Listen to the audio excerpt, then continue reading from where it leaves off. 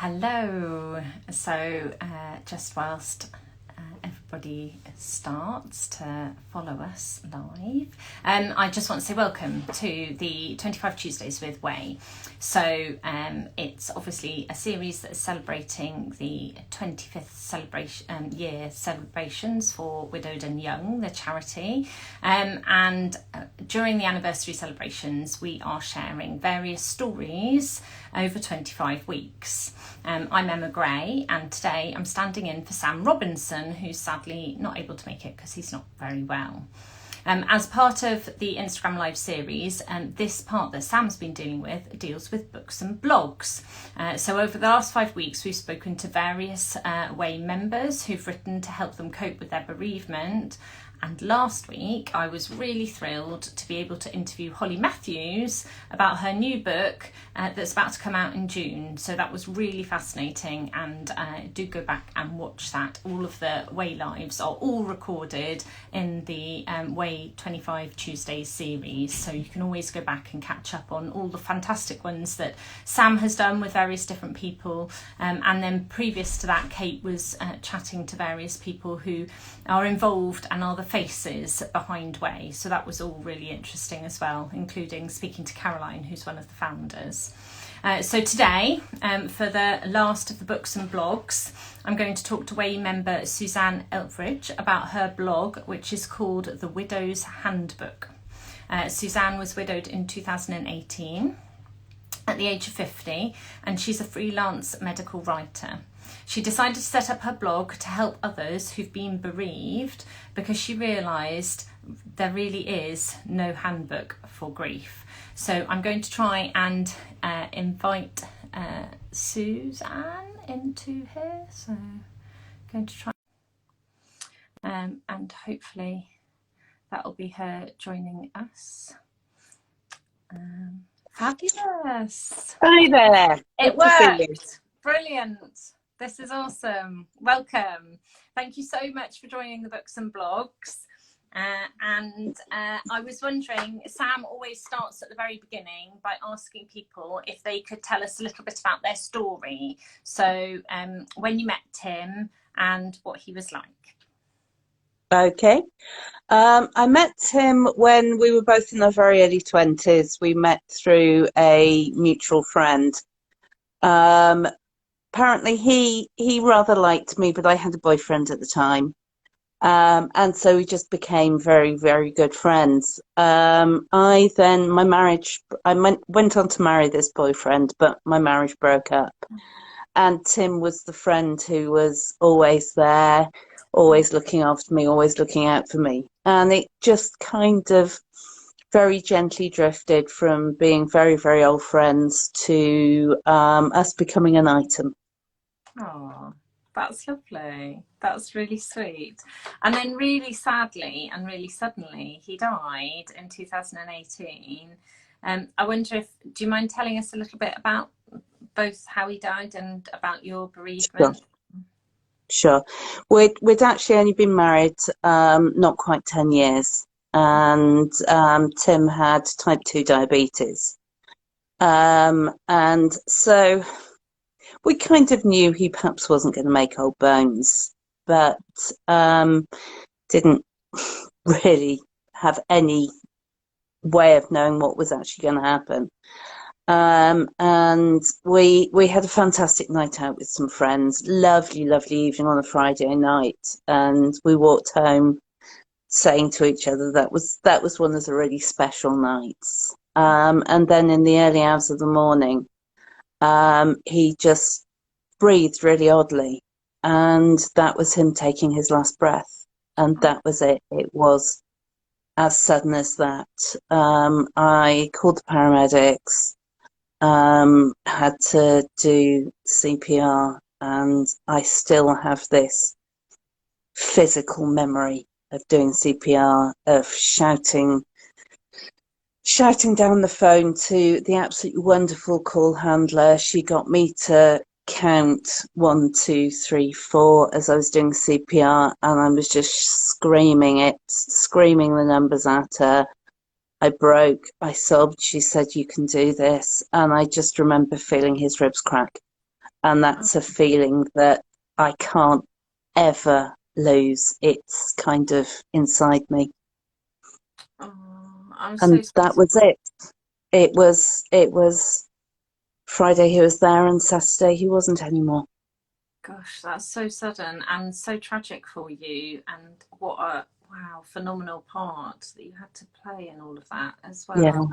And then, I, yeah, those early days after that, after such a massive shock, how did you keep going?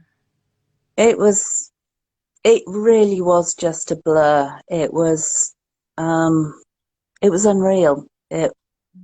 I can remember it and I can't remember it. I remember going around to see the friends that we'd seen just the night before and just hugging and sobbing. The hardest thing I've ever done in my life was ringing up his parents, Oh, and telling them that Tim was gone. They were fantastic. My parents died a number of years ago. My dad loved Tim, absolutely loved him. But Tim's parents just dropped everything and drove 3 hours to get to me, and they were just there. I went and spent some time with my eldest sister just to not be in the village. But it was like my world had gone. It was like the people talk about the rug being pulled out from under your feet, and that was what it felt like. It just felt like the world had gone. gosh, it does just sound so sudden. That rug pulled from under your feet. Wow. Yeah. Someone said it, oh my gosh, what a feeling to live with. My heart goes out to you. And that really does kind of say it. It's just like so sudden. And it sounds, and yeah, oh, you're living someone else's life. It's also sad. Tim ran a bookshop in the Peak District, didn't he? And That's being a right, medical writer yes. living over the shop. So, I mean, so topical, like with the books and blogs at the moment. But how did the books and the writing help you through your grief? And I always say that I've written as long as I could hold a crayon. And writing is part of me. I'm fortunate enough to be able to write for a living. So I do what I love and I'm paid for it. I love science and I love writing. But in the early days, I just remember a friend of mine bought me a beautiful notebook, and I just remember writing fragments of sentences and words and thoughts, and nothing with any coherence, just kind of using the words to think, using the words to process. And it kind of helped because the words are part of me, and so that was part of me that I could just hold on to. I think there's something magical about writing. I feel like it taps into your subconscious sometimes. And you saying the bits about fragments and stuff like that. Did you ever reread some of it? Or was it just something I that you poured haven't. your heart out into? Yeah, I haven't. And we talked about this earlier on. There are some kinds of writing that are just for you, and there are Yeah. some kinds of writing that are for people out there, and those bits of writing are just for me. And I think because of the blog that I'm writing, I think it would be good to revisit it so I can think about writing something for those people in those very, very, very early days. Yeah. But it's going to be really hard to revisit that, to get reminded of what that feeling was like right at the very beginning. Yeah, yeah, I can imagine those initial things will be so raw. And that leads us lovely onto your blog. So when was it that you set your blog up, and what was it that your focus and, kind of why you did it? The blog's been going probably for less than a year now, maybe about a year. And I suppose it was the feeling that I was at a point that I could perhaps give something back to people that I'd kind of come through. I'd kind of been thinking about it for a while, and just thought, right, okay, this feels like the right time. And one of the drivers to make it a regular thing was the news that a friend of mine in the village was diagnosed with late stage cancer very, very suddenly.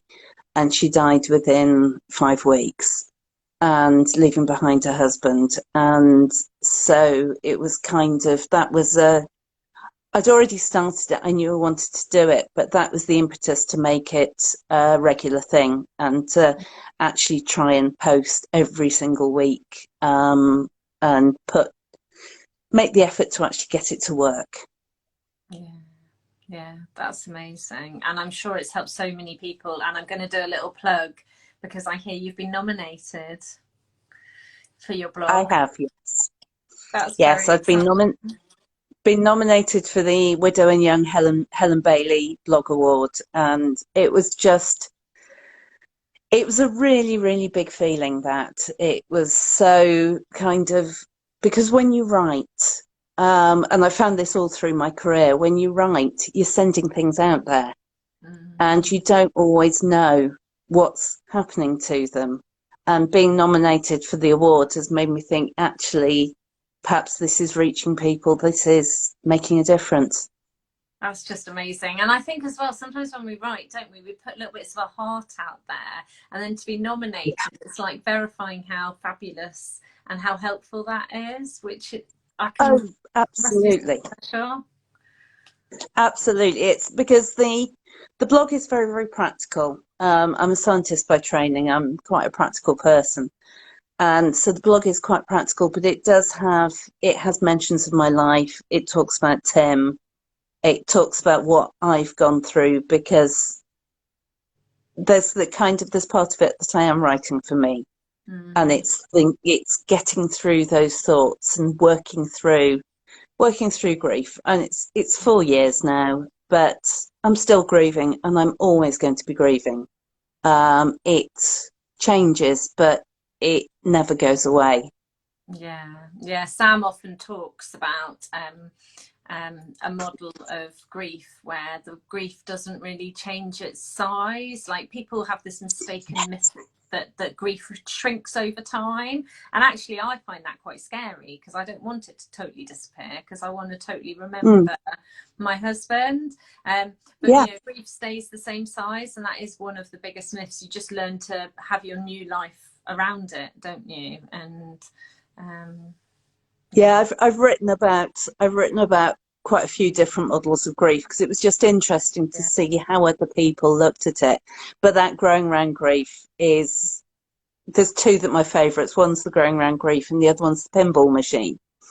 Because you think of, there's so many stories about grief being linear. And the idea of the pinball machine, and you've got this kind of U shape where you slide down and it gets really bad and then it starts to get better. And the idea of the pinball machine is it goes ping, ping, ping, ping, ping, ping, ping, ping. And so one day you're feeling fantastic, another day you've gone right back to the beginning, another day you're just coping, then you go back to feeling happy. And it's not linear. It's like, it's pinball. Yeah, I love that, because the stages of grief are just so misleading, because there are like no linear stages. No. Well, the 5 stages of grief that everyone talks about was actually written for people who are dying. It wasn't written for the people who are left behind. And so when you think about it with people who are dying, it actually makes far more sense than it does for those of us who are left behind and living through it. Yeah, no, totally. I totally agree with that. Oh, I'm really excited, because obviously I was a last minute replacement for Sam, but I'm really excited to read your blog, because I'm training as a counsellor, and these models are fascinating. They are absolutely amazing, and they really help people understand their grief and understand how it works and why you're feeling like you are. And also different models help other people. So one person might look at that growing around grief and go, nah, that doesn't mean anything to me.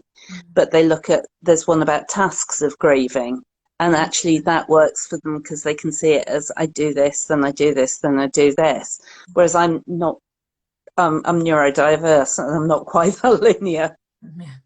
Yeah, yeah, and I've heard it described as like a knot of like loads of threads, and so as you start to unpick your grief, you're unrolling your threads and your knots, Oh, nice. which is quite cool. I don't think it's any like psychological model. I think it's often when people are in therapy, and so when they unpick a difficult bit, they're unpicking a knot, and suddenly that's kind of smoothed out a little bit for them. Yeah. Yeah. Yes, I actually, because I was struggling really badly with flashbacks after Tim's death because it was so sudden. I had psychotherapy, and that reminds me of some of the processes. And so some of the time I was talking about grief, some of the time I was talking about my parents, some of the times I was talking about this and that, and they are all bits of thread, and it's all part of that same knot. So I like that one. Yeah, and I love as well that with that is that some of those knots actually don't necessarily relate to the death. They relate to other stuff that the death's triggered and is brought to the front, and it can become really tangled with your childhood and with all sorts of stuff. And I'm a big believer in therapy, and I do think that it untangles some of it. It doesn't always for everyone, but it really does help. It's amazing. So going back to your bookshop, was that Tim's bookshop then? And what did you do with it afterwards? It was the ground floor of our house, and it was his bookshop. So it was, you have to walk through the bookshop to get out. And so it was so hard walking through the empty bookshop because his till, you'd come down the stairs and open the door, and his counter was opposite the door. So I'd just come downstairs. I'd be bored. I'd need a coffee. Would be having lunch or something. And so I'd just walk down, and the first thing I'd see would be him looking up and smiling at me. And so walking downstairs and opening the door, and the counter still being there, his stuff being all over the counter, his handwriting being everywhere. And I had no idea how tough it was going to be to see his handwriting. And that was really hard. And I didn't know what to do about it. I knew I didn't want somebody to come in and run the bookshop. I couldn't handle it being someone else's bookshop in that building. And so in the end, I sold the business to a very good friend of ours, Juliet, who is still running the bookshop in the village, but at a different location. And when you go into the bookshop, there's a photograph of Tim up on the wall, just looking down over the shop. And there are still people who come into the shop who talk to Juliet about what it was like when he was running it and that kind of thing. And so it's so lovely that it's still in the village and it's still part of the village. Oh, that's so special. Someone's written, bless you. And Chris has also said, I found a note in my car 6 months in and I broke down. I'm not surprised. Yeah. Handwriting is so personal. Yeah. There's nobody else who writes like your significant other, your partner, your husband, your wife, or whatever. Nobody else in the world writes like them. That's their handwriting, and so that's them. I got left a letter, and it's so special to me because it's like, because he knew he was going to die, and he wrote, he said he was writing letters to everyone else, and I have to say, I did say, please don't forget me. Please can I be on the list? But he did, and it's really special because you're absolutely right. You know, it's the handwriting that talks to you as much as the words. Someone said absolutely, and so true. It's the handwriting that talks to you as much as the words that are in the handwriting. Really special.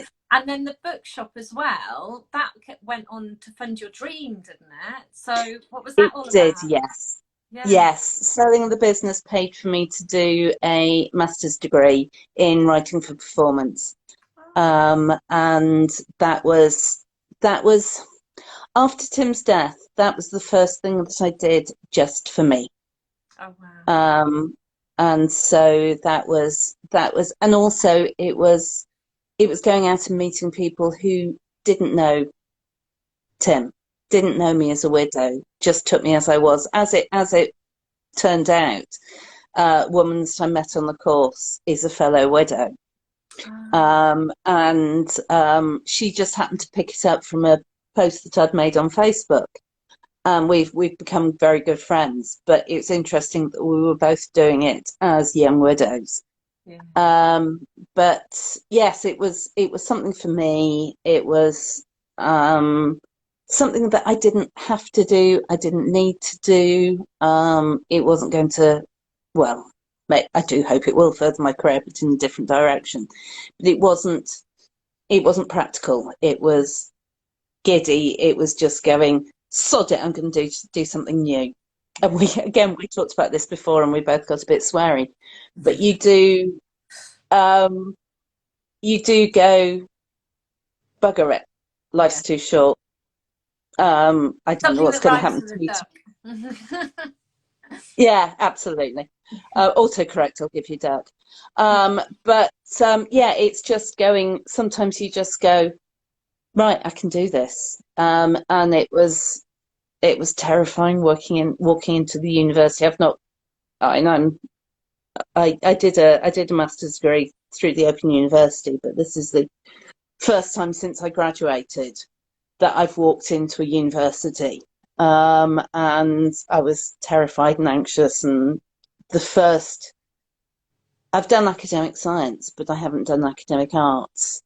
And this was the first time I was exposed to the rigour of academic art. And the first term, I just thought, I can't do this. I'm going to give up. I can't do this. It's too difficult. It's too far outside my comfort zone. And I gave myself a very severe talking to. And I came out with a distinction. So obviously I can do it. Yeah, 100%. And so when did you finish that then? I finished that last summer. Right. And are you writing scripts? What's happened since then? I wrote a radio play for the course. So that was kind of like my dissertation for the course. I'm working on some sets of monologues at the moment for performance. And I'm performing one of the monologues next week in Derby as part of a Derby Museums event. And the idea is that's going to be a series of monologues called Dancing in Heaven. And it's about the HIV/AIDS crisis in the 1980s, because there's a lot of men's voices talking about the HIV/AIDS crisis, but there aren't many women's voices. So I've interviewed a couple of nurses who were 18-year-olds working in haemophilia and infectious disease wards before we even knew what HIV was. Wow. I've got a social worker lined up to talk to. I'm talking to somebody who worked for the blood bank, for the blood donation service. And so it's getting women's voices from the LGBTQ community and also from outside that community looking in as well. And I'm really excited about that. And it'll be really fantastic to see how people react to the first one. Yeah, that's so exciting. Oh, I'd love to follow that, because I think that that's such a voice that's not been heard. The female voice in the 80s during the Yes. 80s and everything. I mean, that's yeah, that's going to be really unique. It's going to be amazing. That's really a lot of my writing focuses on unheard voices and on women's unheard voices. I've done some modern day monologues. I've done some historical monologues, and they're all people that you wouldn't have heard of. It's just kind of saying, look, these women are here. Listen to them. And I think that leads us really nicely into WAY, because there's two groups in WAY whose voices I think aren't as loud potentially as some of the others, which you're very involved in. One of them is the WAY Wocs, isn't it? The widowed and young without Yes. children. And then the other one is the LGBTQ plus. Please help me with your abbreviation on that, because I don't always get it right. But I was wondering if you LGBTQ could say a plus. bit about both of those, because I think they're both really, really important voices within WAY, and they're also groups that you're very involved in. Yeah, the WAY Wocs. I was actually introduced to WAY by a friend of a friend. She had an old friend who was widowed suddenly, and widowed young, and Liz said to me, I don't know whether this is relevant to you, but this has helped Kate a lot, and Kate has also found the Without Children group really useful as well. And I've actually since then I've met Kate and we've become good friends. But the Without Children group, it's a very broad group, because there are people like me who are child-free by choice. There are people who've not been able to have children. There were people who were just planning on having children when they were widowed, people who've had repeated miscarriages. And so it's a really, really broad, from wanting children and not being able to have them, through to people like me who are quite happy to pat other people's children on the head, but really never particularly wanted them. And that was very important to me, because it's a very, very different experience being widowed without children, because you are completely on your own. And it was only a year or so after I was widowed, because when we went into lockdown, and so here I was in the house absolutely alone.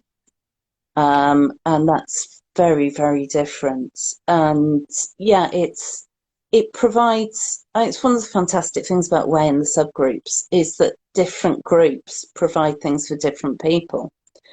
But WAY Woc has been I'd say virtually a lifesaver for me. And posts range from heartfelt to really dark humour, to conversations about Marmite, to please send me, I'm having a horrible day, please send me a picture of your cat. And it's just an amazing bunch of people. And even though we're there for kind of different reasons, we do really support each other, and that's fantastic. Yeah, I think the one thing you've touched on there for me really hugely is the concept of disenfranchised grief, that grief that doesn't get seen by other people, that grief of potentially a miscarriage or a life that you expected that nobody realised was there, but for you it was the world, and now it's not there anymore. And I think that goes back to your unspoken voices, isn't it? It's the part of grief that people don't really talk about. Yeah, and it's you hear the stories of the people who are just about to start their fertility journey when their partner died, or the girl who was widowed, young woman who was widowed a few weeks before her wedding, and she was only in her 20s, and so probably hadn't even thought about whether she wanted children at that point. And it's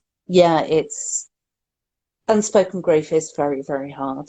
Well, you're getting thumbs up, so yeah, there's definitely people who resonate with that, I think. So yeah, hugely. And then the other, which explain the alphabet mafia, but I much prefer calling it the alphabet mafia, because I'm dyslexic, so I struggle. Yeah. During lockdown, I joined a LGBTQ writers group, and it was the idea of bringing people together when we couldn't meet physically. And I explained that it was the first sorry, you've got me doing it now. Sorry. First LGBTQ event I'd ever attended. And the guy running it said, "Welcome to the Alphabet Mafia." And so that's just stayed with me ever since. It just really makes me laugh. But yes, it's a small subgroup. And again, it's just filled with the most amazing people who are looking after each other and shouting out for each other and that kind of thing. And it's just this lovely little tiny glittery group of fabulousness. Sounds amazing. And do you mind sharing your story of what that part of your life means to you? Because I think it really resonated with me on the whole when we spoke earlier, but I've thought about it quite a bit, but it really resonated with me.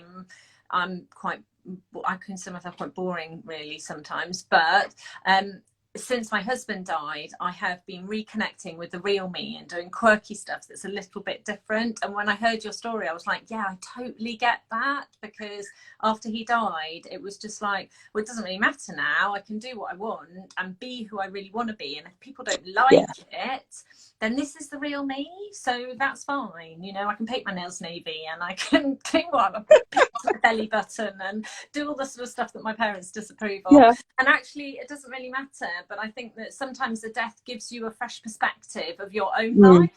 And that's what I found. But when you spoke about your story, it really resonated with me. And I think it probably will with other people, if you don't mind sharing it.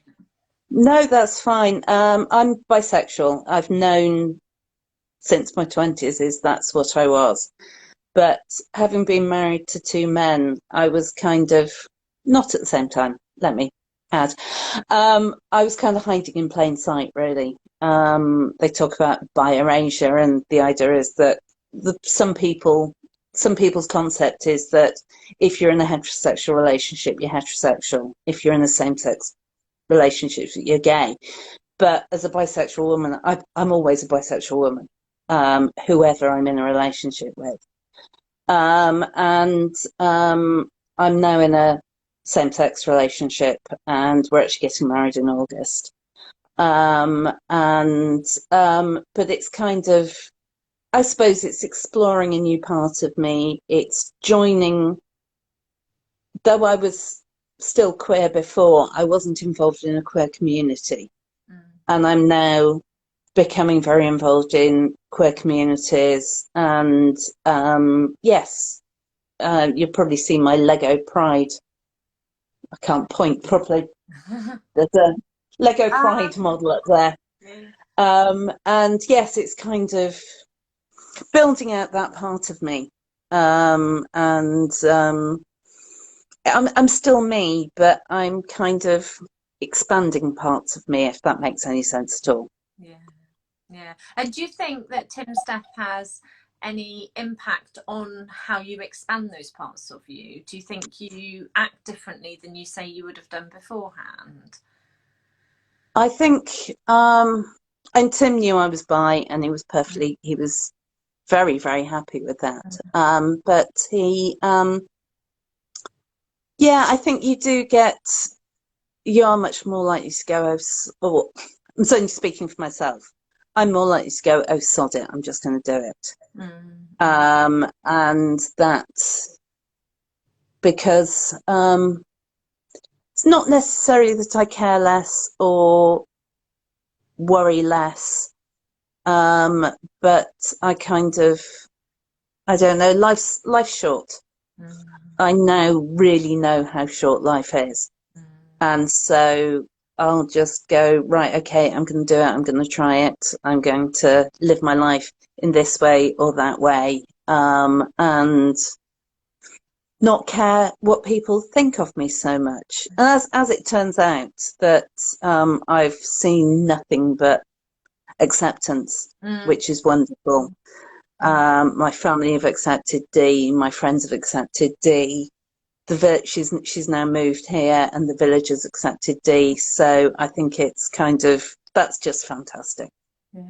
I think that's lovely, and I find it really fascinating when you say care less, because a little part of me is saying, I wonder if actually what we're doing is we're caring more about being true to ourselves, you know, being and actually rather than caring, and it is an element of caring less about what other people think, but we're actually I find with me, I'm caring more about what's true to me, and some of the decisions I've made have actually been my happiest decisions. Yeah, And the old that's me would have taken ages to make them, and maybe not even made them. yeah. Oh, I like that idea that we're actually a bit better at self-care, perhaps, or making the most of ourselves. Definitely, and making the most of And that, life, because we've seen how short it is and how precious it yeah, is. yeah, no, I like that idea.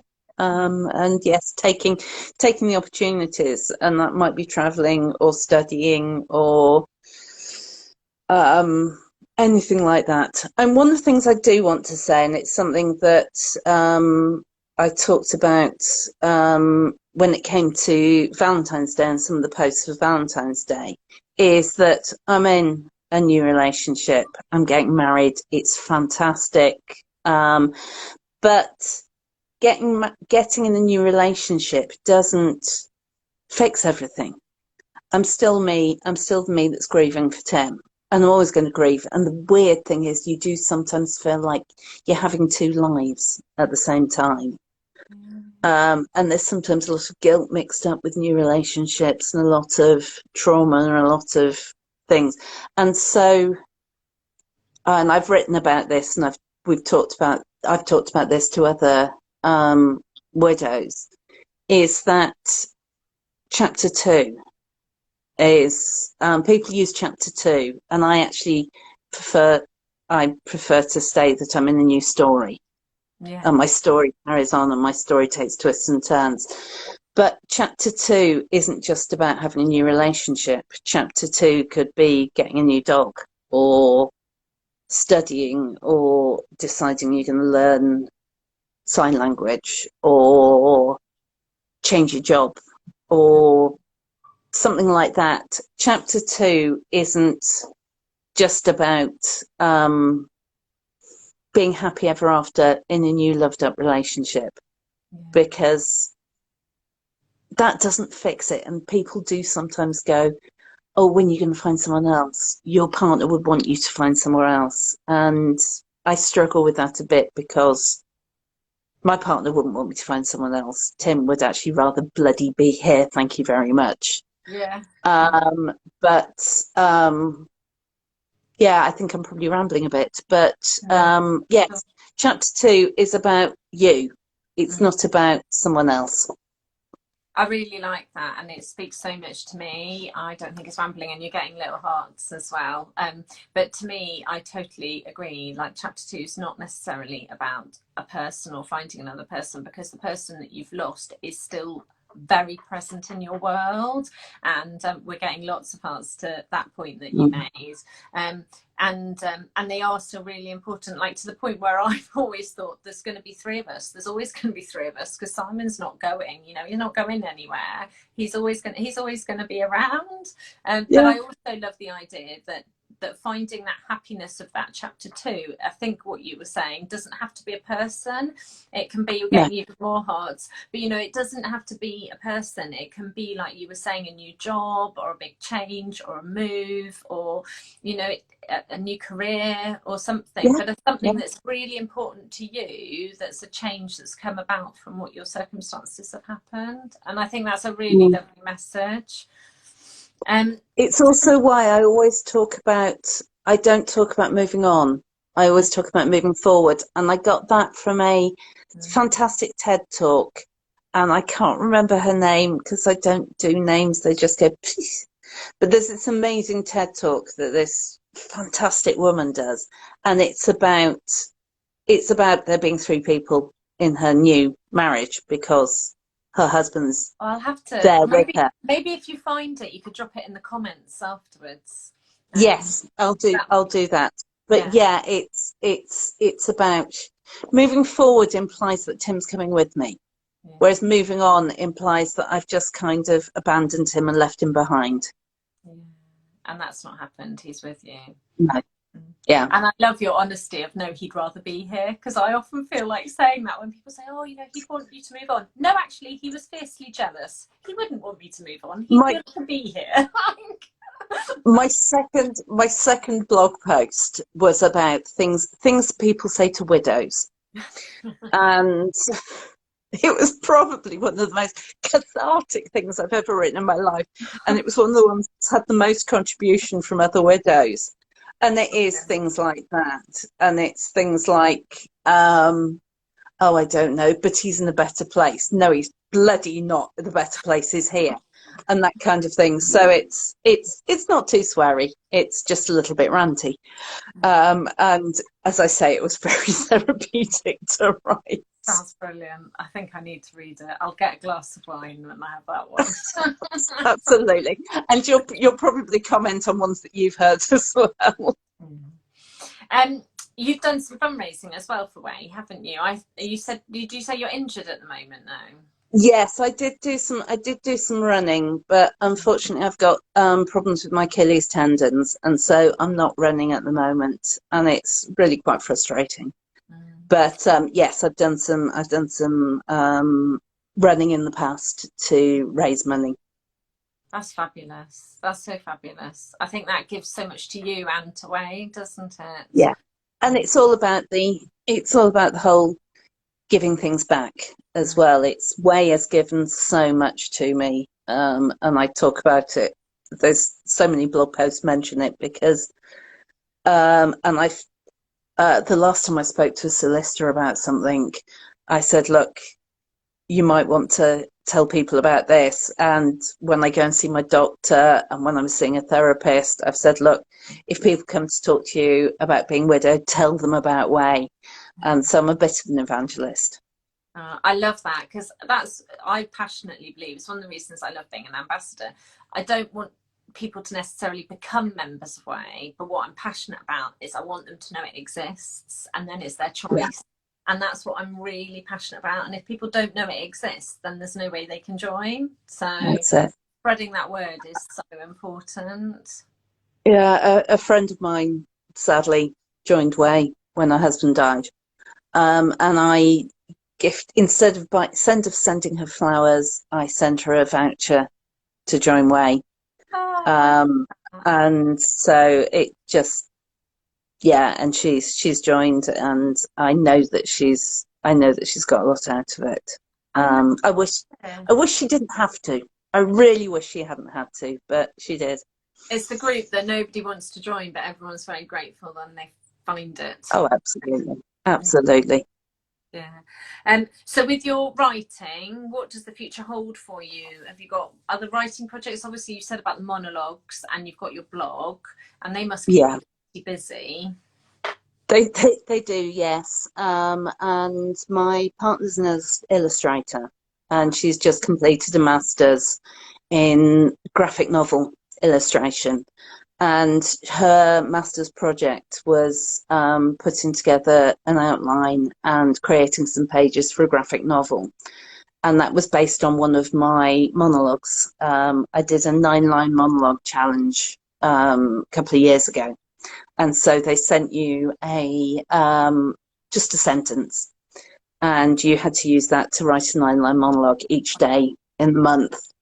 And one of them was called Love Everlasting. And it was about a vampire. And Dee created the concept for this graphic novel based on my 9-line monologue. Wow. She's now finished her master's as well, thank goodness, because that would have just been too bad having two people in the house doing masters. So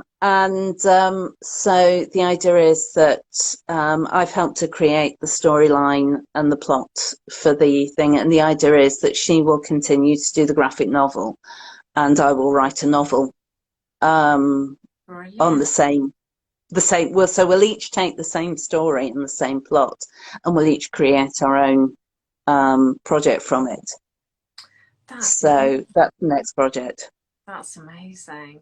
And I'm quite mindful of the time, actually. It's absolutely flown past, and we've just whistled. Oh my goodness. I know, it's amazing, isn't it? I could talk to you forever. I'm absolutely loving this. But drawing on your experience, and as someone who's tried writing out herself, what would your advice be to other young widows and who are budding writers out there? And I think this is really pertinent. I think this is brilliant. Yeah. Just do it. Just do it. One of the things that has really helped my writing journey and this goes back to my 20s, is being part of a writers group. And it's really, really scary the first time you go along. I think it's really, really terrifying.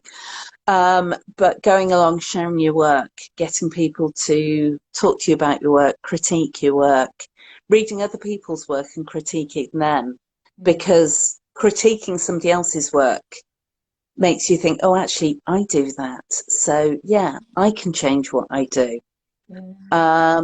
Read masses, read books about writing.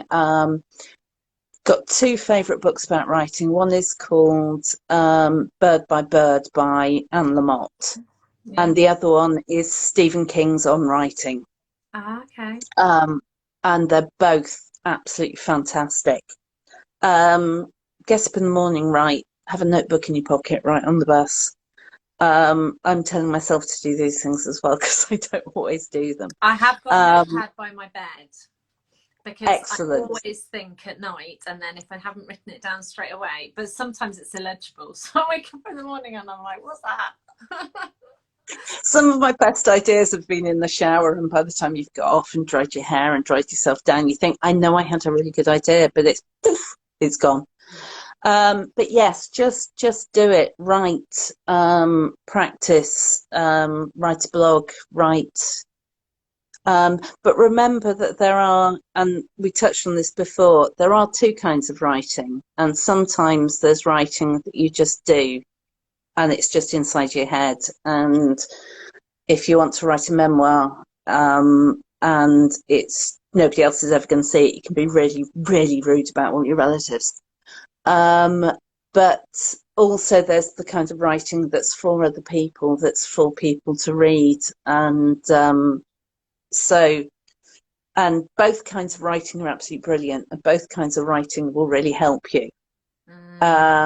And sometimes the writing that you do that's just for you and is just in your head actually becomes something that you create. So you might take a family story, and actually you fictionalize it, you extend it, you make it bigger, and it becomes something for outside view rather than inside view. That's amazing. Yes. I really love that. I think that's such an important point for writers because, like you said, I think both types have so much value in them. You know, the writing that you do for yourself therapeutically that helps you on your grief journey or getting through whatever knotty part you're getting through, and then the type that actually is for other people and helps them on their journey. Yeah. And they might be the one and the same, but they might be different. And I think that's absolutely. A really distinction. I really like that. So my last little, well, I've got two last questions, so we've got to be quick because we've only got about 10 minutes left. But do you have any advice generally for people who've been widowed at a young age? And I think the one I always WAY Wocs, don't you, a lot? Because I think there's quite a few younger people sometimes in that group, aren't there? Yeah. The one thing I always say to people who are really newly widowed, is one moment, one breath, one step at a time.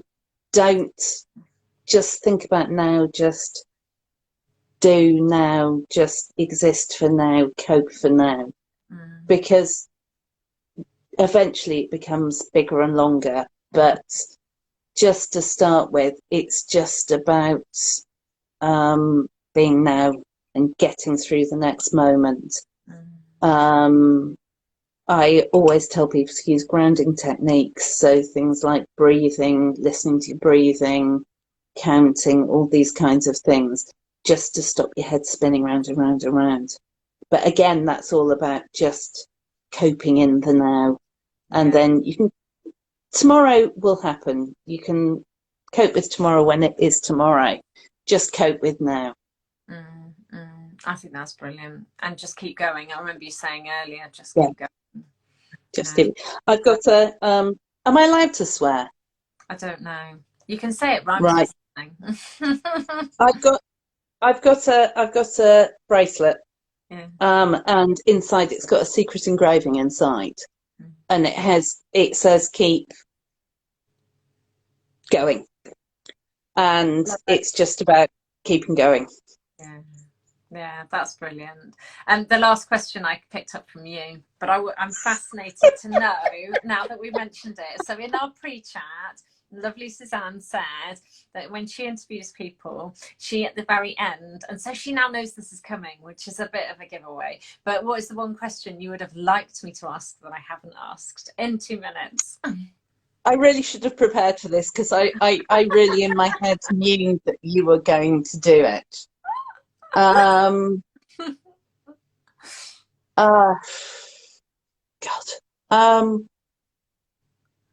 Or is Perhaps there a where topic that we didn't cover that you feel like you've got a couple of words to say on? I think we covered absolutely everything. I suppose it's thinking about where I want my blog to be and where I want, and I'd love my blog to no longer have to happen, because I wish people didn't have to keep on joining us here. Yeah. I'd love the blog to perhaps be a book one day, and be something that's out there and that people can get to. I'd love people to contribute to the blog. And so this is a shout out if anybody wants to contribute to the blog, because I'd love to get other people's voices in there as well. And I just love that my blog helps some people, really. Well, I should say a huge good luck, because you've got your nomination for the Helen Bailey. So, and when everyone needs to keep their eye out on the WAY social media and have a look at you and all the other nominees, and really good luck for that, because it sounds as though your blog is one that really, really helps people. So if you want to hear a bit more about Suzanne's story, her blog is at www.thewidowshandbook.com. That's right, isn't it? That's right, yes. And I'm on Facebook as well. Okay. There's a Facebook, just the Widow's Handbook on Facebook. Widow's Handbook on Facebook. And this has been the last in the Books and Blogs series of conversations, so we hope that you've enjoyed them all. I have definitely really enjoyed, so if you want to go back and watch any of them, I would highly recommend it, especially if you like the idea of writing to help you through your grief, because there's been some really fabulous conversations. Next week, WAY Ambassador Shalini will be taking over the hosting, and her sort of stage in the series of interviews is going to look at widow taboos. Her first guest next week is author Kat Lister, whose book The Elements challenges stereotypes of young widowhood. So it sounds like it follows on beautifully, Suzanne, from your Hidden Voices. So tune in next Tuesday at 8 p.m. to hear what promises to be a fascinating conversation. A huge thanks, Suzanne. It has been such a pleasure. I've really enjoyed talking to you. And also thanks to all the other brilliant guests in the Books and Blogs section of the series. Don't forget, you can catch up with this conversation and with all the previous 25 Tuesdays with WAY on WAY's Instagram videos, and also on WAY's YouTube channel. So I've been Emma, and Suzanne, huge thank you. It's been such a pleasure. It's just gone far too quickly. Yes, I couldn't believe it was nearly 9 o'clock. I know. I've not even had my tea yet. Not mine. Well, I hope you have a lovely tea, and I shall definitely be following you. So thank you very much. It's been an absolute pleasure, and there's lots of thanks coming through on the comments as well. So thank you very much. Thank you very much. Take care. Bye for now. Bye.